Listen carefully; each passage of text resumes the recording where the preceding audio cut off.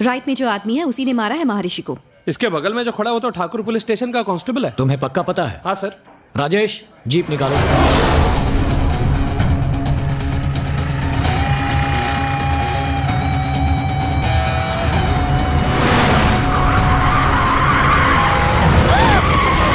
दीदी, दीदी, दीदी। जय, भवानी का फोन है, बात कर। हेलो। ए शाने, मैं जानता हूं तू कौन है। तेरी छमिया मेरे पास है, अभी के अभी सिल्लूर मिला जा।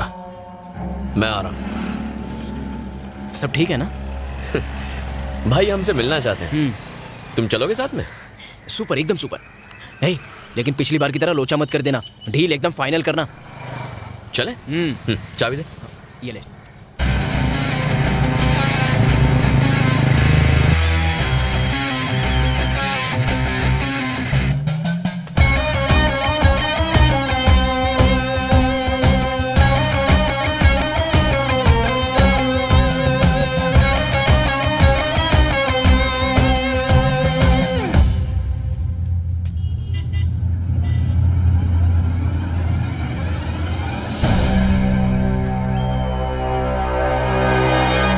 ऐसे क्यों खड़े हैं जैसे राशन की दुकान में केरोसिन मिलने वाला है? सालों पुलिस वालों, मुझे सब पता है कि महर्षि को किसने मारा। भाई ये क्या कह रहे हो? हम तो आपसे सेटिंग करने आए हैं, झगड़ा मैंने ही करने नहीं। ठोका है महर्षि को। ये सब कब और कैसे हुआ? और सिर्फ उसे ही नहीं, बबलू शेट्टी को भी उड़ा है, और तेरे साथ भी यही करने वाला हूँ। गई जमीन हाथों से। खत्म कर दो साले को।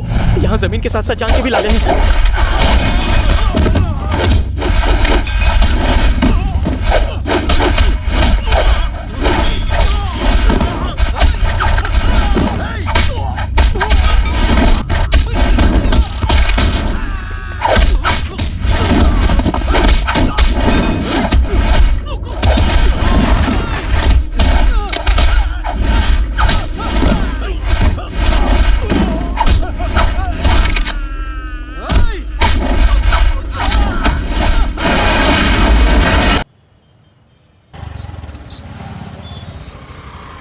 मैंने ब्रिज क्रॉस कर लिया है, 2 मिनट में आ जाऊंगा।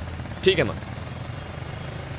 यार कल तो तूने पी भी नहीं थी, तो फिर तेरी बीवी ने तुझे क्यों पीटा? क्यों जले पे नमक छिड़क रहा है? हुआ ये कि कल मैं और मेरी बीवी मंदिर गए थे। हाँ। तभी अचानक एक बंदर ने हमारे सामने से रोड क्रॉस किया। ठीक है। उसे देख के मेरी बीवी बोली, देखो देखो तुम्हारा रिश्तेदार कैसे रोड पर आवारा घूम रहा है। अब ये सुन के मैं क्या चुप बैठता? मेरी खसक गई। मैंने बोला ससुर जी पाए लागू, बस फिर क्या। अबे तू भी ना मुंह बंद नहीं रख सकता अपना। अरे अपनी भी तो प्रेस्टीज का सवाल बन चुका था यार। कैसे हो बेटा, सब ठीक है ना? मैं बिल्कुल ठीक हूँ। आ गए?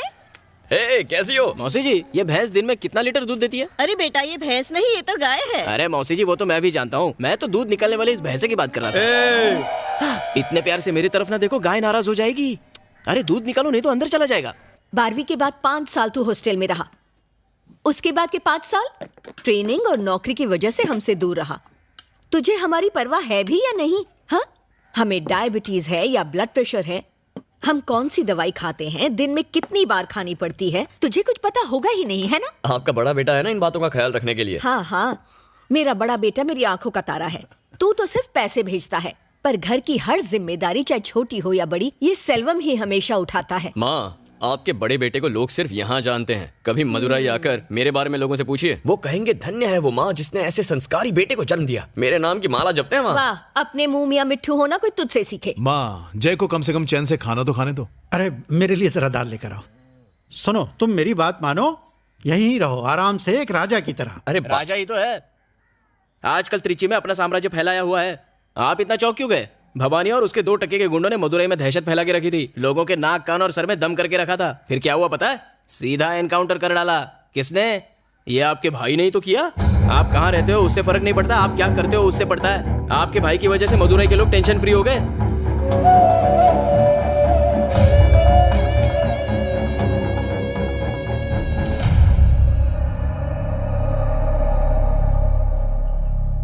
मेरे दादा रामास्वामी एक फ्रीडम फाइटर थे। उन्हें 4 बार मिनिस्टर बनाया गया था। एकदम ईमानदार और नेक आदमी थे। पुलिस स्टेशन में तुमने मेरा नाम क्यों लिया? इसलिए क्योंकि परम मेरा अच्छा दोस्त है, उसे छुड़ाने के लिए। नाम कमाने में इंसान को सालों लग जाते हैं, पर उसी को मिट्टी में मिलाने के लिए 1 मिनट भी नहीं लगता। मुझे माफ कर दीजिए पिताजी, आज के बाद मैं अपने मतलब के लिए कभी आपका नाम इस्तेमाल नहीं करूंगा। उसके बाद से मेरे पापा ने खुद को पॉलिटिक्स से दूर रखने का फैसला किया। मेरे दादा के गुजर जाने के बाद कई पॉलिटिशियंस ने मेरे पापा को उन्हें सपोर्ट करने को कहा, पर उन्होंने मना कर दिया। क्या मैं बाहर वाला हूँ जीजा जी? आपके पिताजी के बाद क्या हम में से कोई पॉलिटिक्स में नहीं जाएगा? मुझे माफ करना चिन्ना, मैंने अपने पिता से वादा किया था कि मैं पॉलिटिक्स में कभी नहीं जाऊंगा।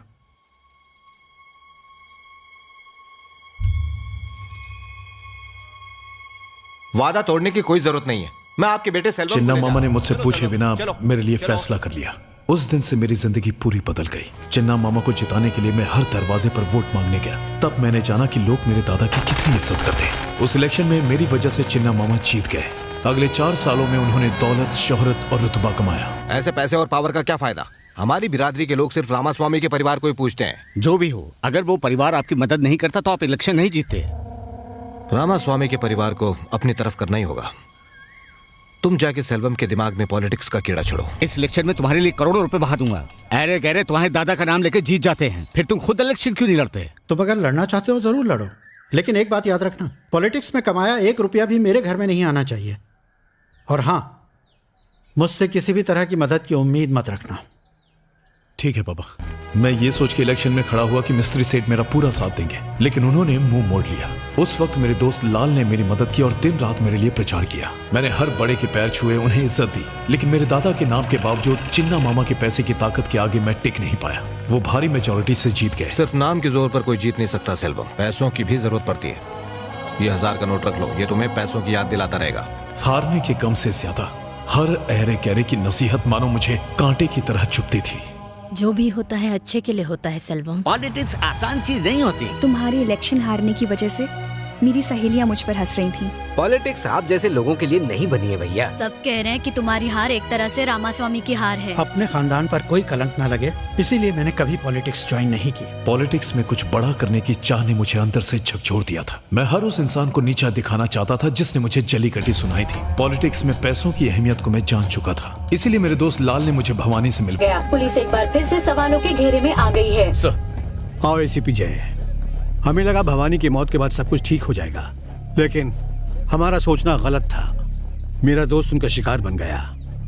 सुनो जय सर, मैं चाहता हूं तुम इस केस को ऑफिशियली हैंडल करो। Yes sir.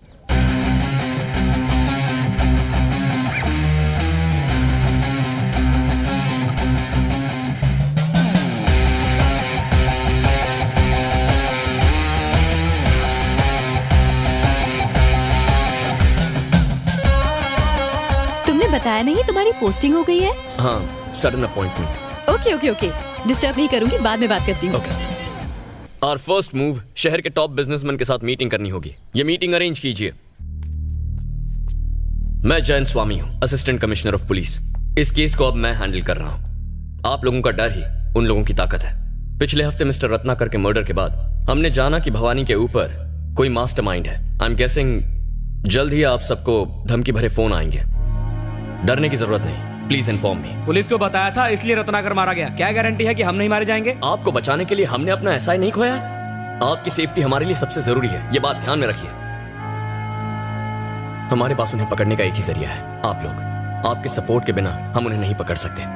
Please cooperate with us. Hey Selvam, तूने बोला था तेरा भाई हमारे मामलों में टांग नहीं अड़ाएगा। वो तो हमारे पीछे ही पड़ गया है, हम सब फंस जाएंगे। एक काम कर सेल्वम, सबसे पहले उसको ठोक। भाई ऐसा मत कीजिए भाई। ए, तू क्या बक रहा है बे? भाई एक मामूली एसआई को मारा तो पूरी पुलिस फोर्स हमारे खिलाफ हो गई। सोचो अगर एक एसीपी को मारेंगे तो हमारे साथ क्या हो सकता है। रिस्क बहुत बड़ा है भाई। सुनिए, आते वक्त चिंटू के लिए केक लेते आइए। हाँ लो, पापा से बात करो। पापा मेरे लिए केक लाओ ना। बेटा दोपहर को जब मैं घर आऊंगा तो लेते हुए आऊंगा, ठीक है ना? बाय बेटा। मेरी बात सुन सेल्वम। सुन लाल, 6 महीने बाद इलेक्शन है, तब तक बिजनेसमैन से जितना माल वसूल सकते हैं वसूलेंगे। इससे पहले कि मेरे भाई को पता चले, हम काम को खत्म कर देंगे। हाँ बोलिए। क्या सर, पुलिस मीटिंग करने जा रहे हैं? आप कौन? वही जिसने 5 बड़े बिजनेसमैन की लाशों को ब्रिज के नीचे सड़ने के लिए छोड़ दिया था। जल्दी से 2 करोड़ का इंतजाम करो, नहीं तो तुम्हारी लाश भी ब्रिज के नीचे सड़ते हुए मिलेगी। सर मेरी मानो तो इस बारे में पुलिस को बता दो। जरा ये सोचो, पुलिस मीटिंग से निकलते ही हमें उन बदमाशों का फोन आ गया। उनका कोई आदमी तो पुलिस में बैठा है। कहना क्या चाहते हो, हम क्या करें? फोन आते साथ हम अपनी मेहनत की कमाई उनके हाथ में रख दे।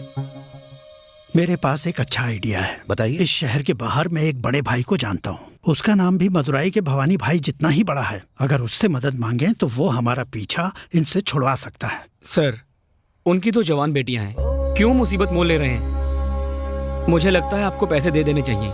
रिस्क मत लीजिए, जान से बढ़कर कुछ नहीं है। चलिए।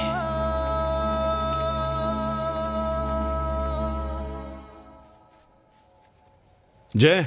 हाँ भैया। कहाँ जा रहा है? कुछ काम से जा रहा था। मैंने अपनी कार सर्विसिंग में दी है, मुझे जरा मार्केट तक छोड़ना। हाँ, चलिए ना। हाँ माँ।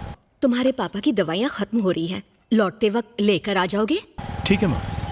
इतनी रात को कहाँ जा रहा है? एक बिजनेसमैन किडनैपिंग केस में पैसे की लेन देन होने वाली है, वही इन्वेस्टिगेट करने जा रहा हूँ।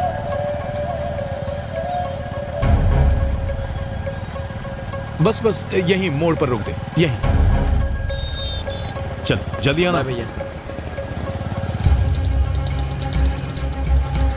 ए आदि। हाँ भाई। मेरे भाई का पीछा करो और मुझे खबर देते रहना। ठीक है भाई।